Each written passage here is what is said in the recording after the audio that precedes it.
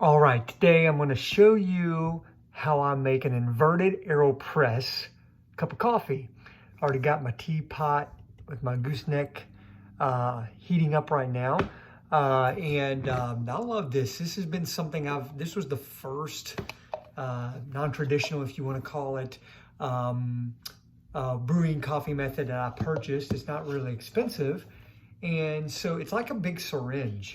Just kind of pull it out like this. And normally what you do is you put the filter on the bottom here and you put the grounds inside and you end up pushing the coffee through almost like a pressure, almost like an espresso machine, just kind of forces the hot water through the grounds.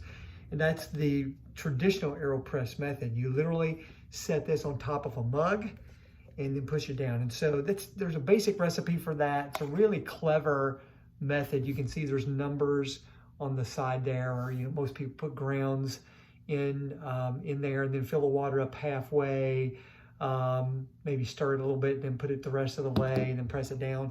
You can do different, there's some pretty varied recipes with that, but where it really gets interesting is the inverted Aeropress recipes. And that's where you actually start off with the cap and filter off and you actually invert it and have it upside down. So the syringe part is already in there. You actually put the coffee grounds in here and let it steep for a minute before you flip it and then put it in the mug. I love doing it this way because honestly, it's given me just a better cup of coffee, just a little bit more balanced cup of coffee.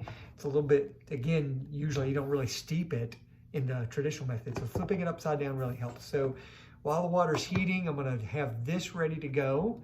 And I take the funnel part, all this comes together. You have the syringe, I call it the syringe. You have your little filter cap. You have some filters, I'll show you in a minute. You have the funnel and you have a paddle to stir with. So what we're going to do is have it all like this. Once the water is ready, I'm literally going to just pour some hot water in to warm that up and then dump it out and then begin the process. I've already got my scale here ready to go so that I can weigh it. We're gonna do 17 grams of coffee grounds and then ultimately fill it all the way to the top with water, and that gives it a 1:16 ratio, which is, I think, perfect for a good cup of coffee. All right, see what we've got going on here.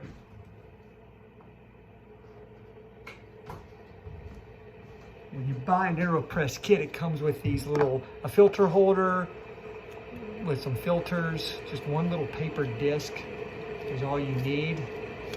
And you put that in the cap here. That keeps the grounds from going down into the mug. I'm gonna grind my beans now in a burr grinder.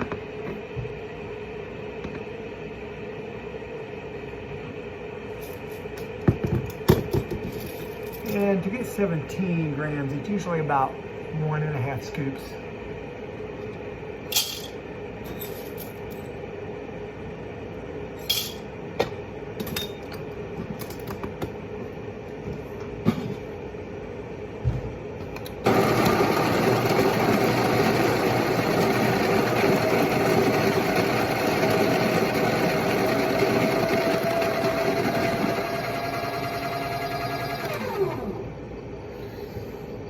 All right, teapot's boiling, it's almost done here.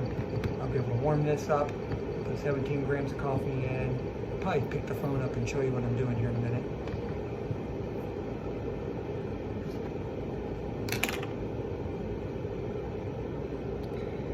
Let me go ahead and move this to where you can see what's happening. All right, nice view of the kitchen area here. A wonderful fridge with lots of magnets on it. So that's how we roll.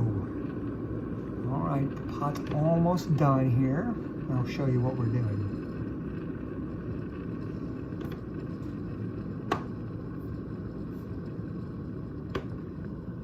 I actually put cold filtered water from my fridge, and I noticed it takes it probably an extra minute to bring it to boil.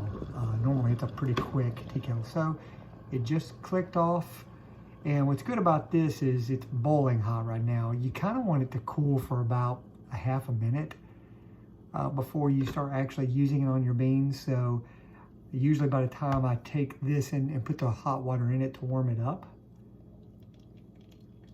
and I don't fill it up all the way. I just put some in and then just dump it.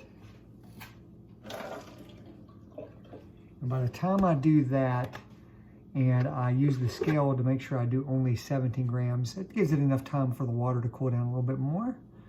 So we're gonna put that in there. And it don't take much to get to 17. I'm already at 13, 15.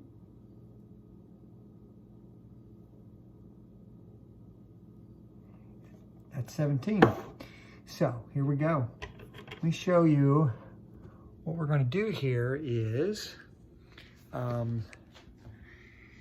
put the hot water right down in this funnel.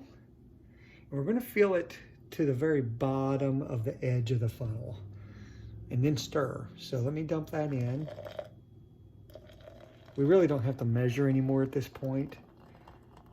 We just need to know how much coffee. That's what's also interesting. This is probably the only method recipe I use where I don't have to do much measuring once you do the ground.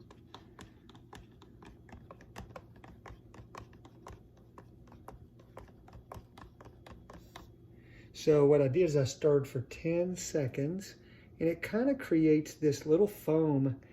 And what I do then is I just basically take the stirring paddle and the funnel and go ahead and set it over here by the sink out of the way.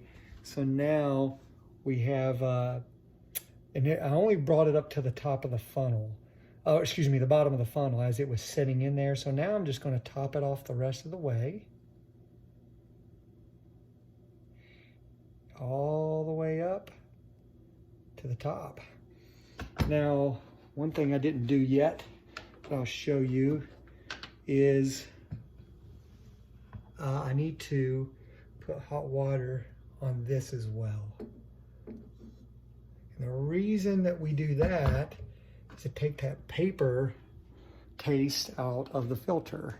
So I don't know, some people I don't think do that every time. I do it because I was told to do it. And so now at this point, we wait 1 minute to steep it and then push it through. Now it sounds like this is taking a while, but I'm actually doing this way slower than I normally would. So I actually just started the microwave for a minute. I meant to just do the timer, but that's okay.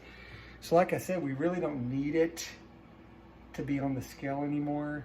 It's just steeping for 1 whole minute. So I'm gonna just turn off the scale. And so now, once this is a kind of concentrated kind of coffee, it's going to be stronger. The Aeropress method almost makes espresso.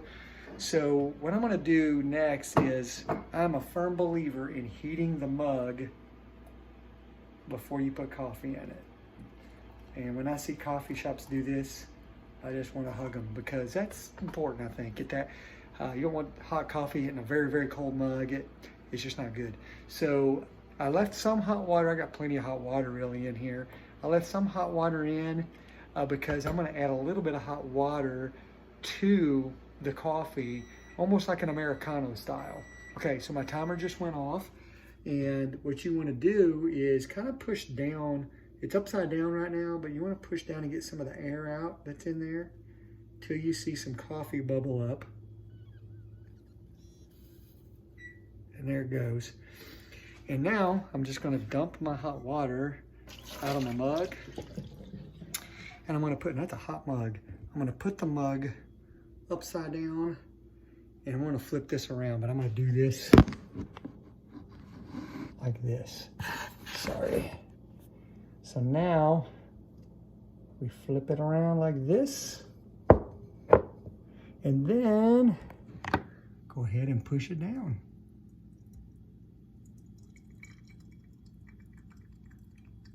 And you want to stop as soon as you hear a hissing sound.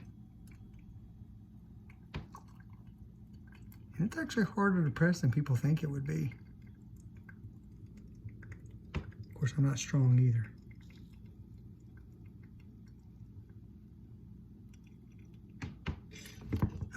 was the hissing sound, so I stopped there.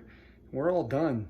So now all I have to do is take this off, and I'll unscrew the cap and continue to push the syringe and knock all the grounds off of it. Rinse it. We got ourselves a great cup of coffee. I'm gonna flip this around and just show you that we got this wonderful, hot, delicious, very hot mug of coffee.